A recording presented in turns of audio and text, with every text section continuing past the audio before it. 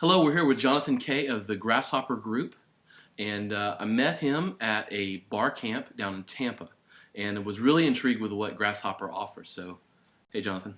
Hey, Gene, how's it Hey, going, man? good. It's good to virtually hang out again. It's weird. Just real quickly, what do you do at Grasshopper, and what does Grasshopper do? Yeah, no, of course. So I'm our ambassador of buzz. So Okay. myself and one of my colleagues run this word of mouth marketing department.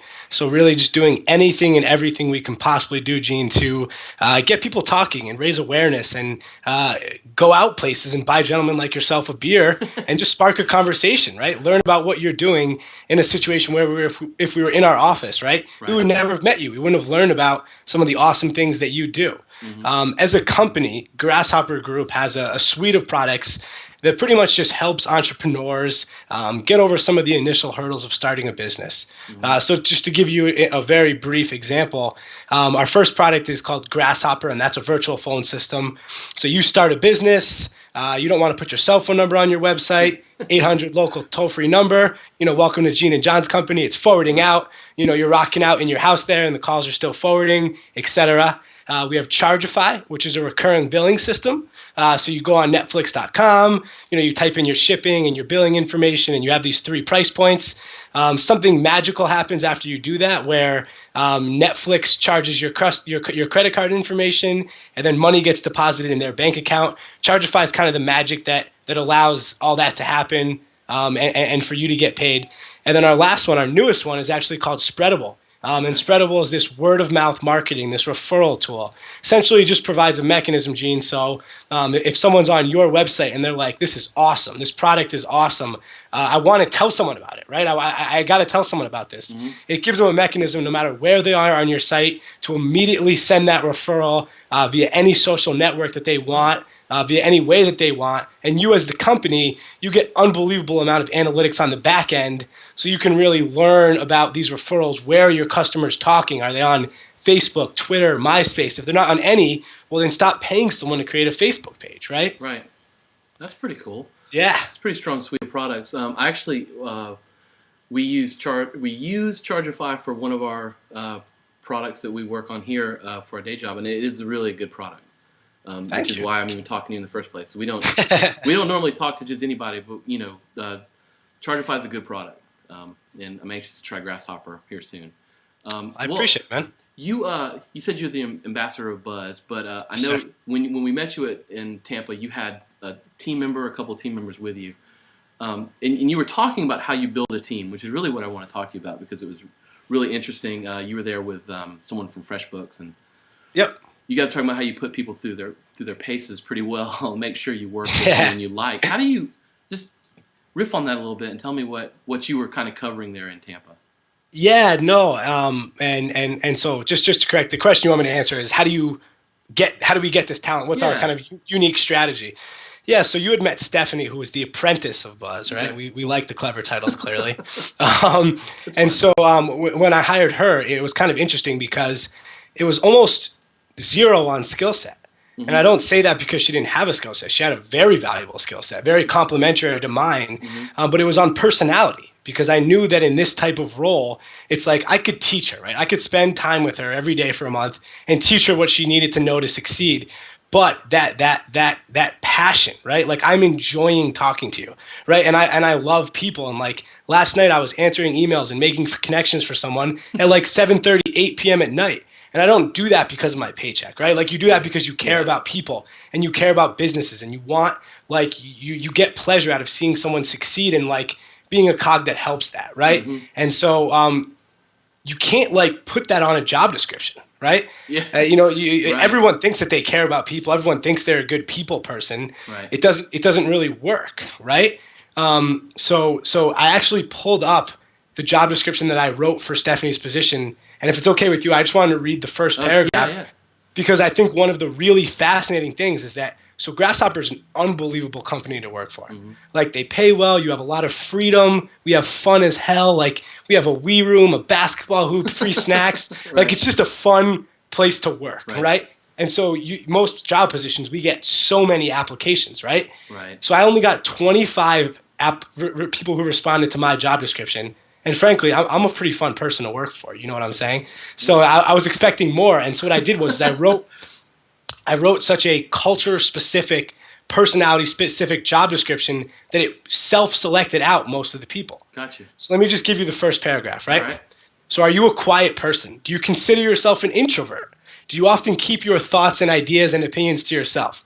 Well, if you answered yes to any of these questions, now is the time to stop reading this job description. No, really. Stop reading this job description and please take a minute to forward this along to that overly passionate, ambitious, and outgoing friend of yours. And you know which person I'm talking about, right? And like, so just something like that, it's like, it's just so different. Yeah. And it's like I'm talking to the person who's actually reading it. Right. And so that scares some people away, you know? Yeah. Yeah, because if you put, on your resume you put I'm good with people, usually you're not. It's Right. like the opposite. Exactly, and it was like cultural references. So if you look in my job description, Yeah. I'm referencing Oprah, Samuel L. Jackson in The Negotiator, Tom Cruise in Cocktail. I needed someone who was organized, so I asked them if their closet was organized by color. Do you remember what you ate for lunch last Tuesday? Right, like fun things that if someone relates to, it's like Right. you're gonna work well with me. You're gonna be fun. You're gonna communicate that to our customers, our entrepreneurs, our community, right? That's pretty interesting. So what do you do like during the interview process? I mean, that's what gets them in the door, I guess, and you talk to those people. Right. What are some of the things you guys do to make sure before you get someone to sign on?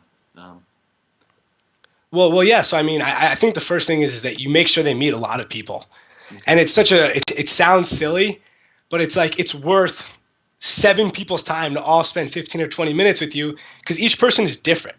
And I could say the same thing to you, and I could say the same thing to one of your colleagues, and they might interpret it completely differently. Mm-hmm. So just having tons of different people in the company meet that person and just talk to them about non-job description things, which is the important thing. The reason I got my job, Gene, is because the founder of the company interviewed me, and we did a phone screen because it's always important to find out how people come across on the phone. And he said, you know what? He's like, our core values are really important to us. Go find the core values on the website and tell me why you represent them. And I wrote up pages and pages of stuff about why me as a person, me as Jonathan K, not me as an ex-employee, as an account manager of so-and-so company, right? Like me as a person. Right. And so like when Stephanie was getting hired, the things that made me excited about her was that I knew family was important to her and that friends came before anything. And like these things that she said about her as a person that she wasn't expecting. She wasn't prepared for that question. Questions that made just reactions, like who she was, her gut. When her gut came out after her 5th interview, when she was exhausted and talking about a vacation she went on, that's when I knew that she would be the person that would be perfect for the position. Man, after 5 interviews, you probably know him pretty well. Yeah, exactly. That's the point. And then one last thing, and this is hilarious, right? And she was so taken back by this, but her final interview was I actually made her meet me at a networking event and just blindly network at an event in Boston with me. And Boston community is crazy. You know what I mean? Yeah. To be a newcomer at a networking event is, you got to stay on your toes. And so she was laughing because she's like, if I applied for a journalist job, they would have wanted a writing sample, right? Right. So, just really getting to know these people as who they are when they're on their couch watching football, right? Right. Yeah, I mean, they've got to last in the trenches, Yeah, man. And you have to enjoy working with them, right? Like I enjoy talking to you, and I bet you this interview will be more enjoyable because we clearly enjoy hanging out, right? Yeah, it works, right? Well, in that same vein, you were also talking about how you get really involved with your customers. I think you call them customers, clients. Yep. You help promote them. Yeah. Tell me a little bit about that, about what you guys do there. In that vein of doing business. Yeah, so it's awesome, man, and like it's just like part of my job that actually it makes me like happy because it's something that we do that adds value to all 3 parties involved. It's like this ultimate compromise, right? Mm-hmm.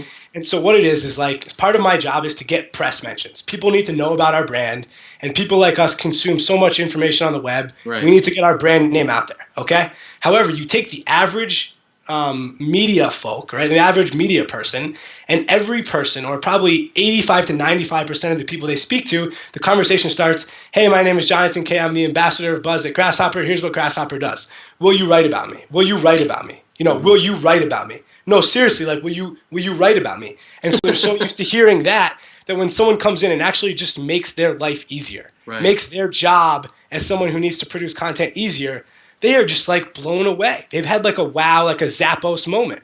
So what I do is I create relationships with people in the media, and I essentially connect them with our customers.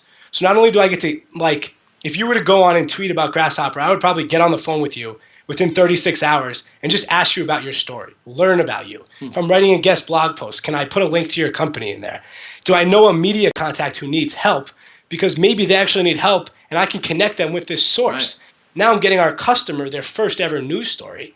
I'm reaching out to a media contact who's so used to me just asking to write about my company. I'm actually making their job easier. I'm inspiring them and connecting with them with someone without any work. So I'm helping this person do their job. I'm getting our customer their first news story. And meanwhile, now I have a customer who goes on Twitter and without us even asking, recommends our product. And I have a media contact who now, when I email him or her, responds to me immediately because I'm not the selfish dude who just asks for coverage all the time. It's unbelievable, right? And everyone wins. It's so great. Yeah. I mean, that's a really smart angle. Because everybody is used to just being asked for stuff. Yeah, man. It's like you just flip the tables a little bit. But what's really interesting about that is that that's not what you guys do. Like, that's not what your company does. And you're using this tool to like really help push that forward. It's really smart. Yeah, and I had this example today, and I'm about to email my company because it just made me feel so good. We started this partnership called the Spreadable Startup Series, which is a partnership with this awesome innovation blog in Boston. And once a week, we have people tell us their stories, and once a week, we have this professional media outlet really write up an unbelievable article telling their story. And the winner last week had this small HR company called Tribe HR.